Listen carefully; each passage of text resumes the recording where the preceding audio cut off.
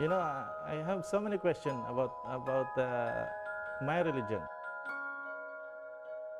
I cannot accept immediately because I have lots of questions in myself, especially.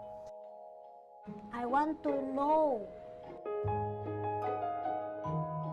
Who is Allah?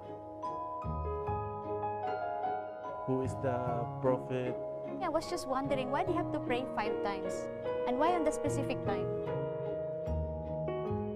Why they have to kneel down and prostrate themselves on the floor? Why is it that Muslims are not eating pork? And why is it that Muslim women are wearing hijab?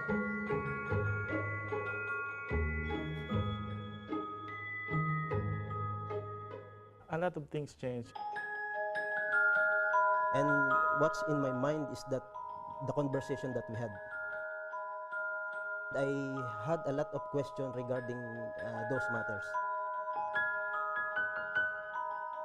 I finally found what I'm looking for.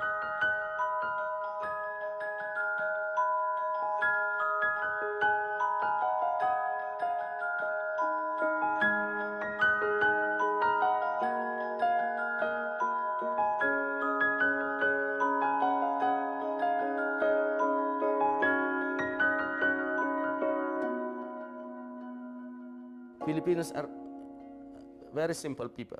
They're not arrogant. They're humble.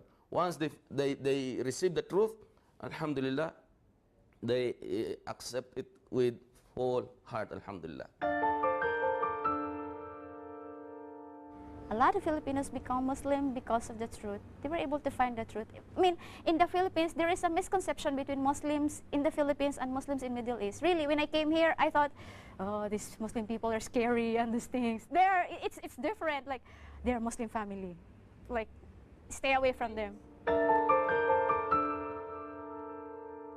Another thing is that about the issue of war in Mindanao, are all Muslims, Abu Sayyaf, all these things.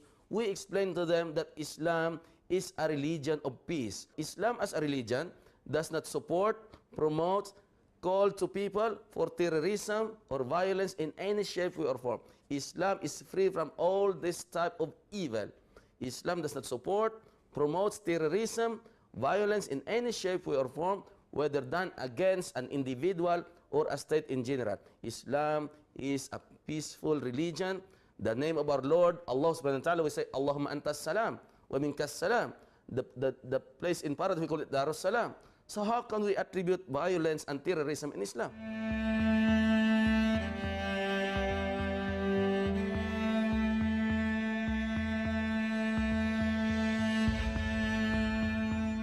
Ako ay isang sundalo nung nasa Pilipinas pa ako. Sa 21 years old in the service, ay hindi ko mo alam kung anong ibig sabihin ng Islam. Dahil ako ay na-assign sa Mindanao ng 10 years. Ang kalabang namin doon ay mga Abu Sayyaf. Maraming napagsabi sa akin na ang Islam daw ay isang masamang ehemplo. Dahil sila ay pumapatay ng kapwa Pilipino. Dahil ako sa sundalo ay hindi ko rin magawang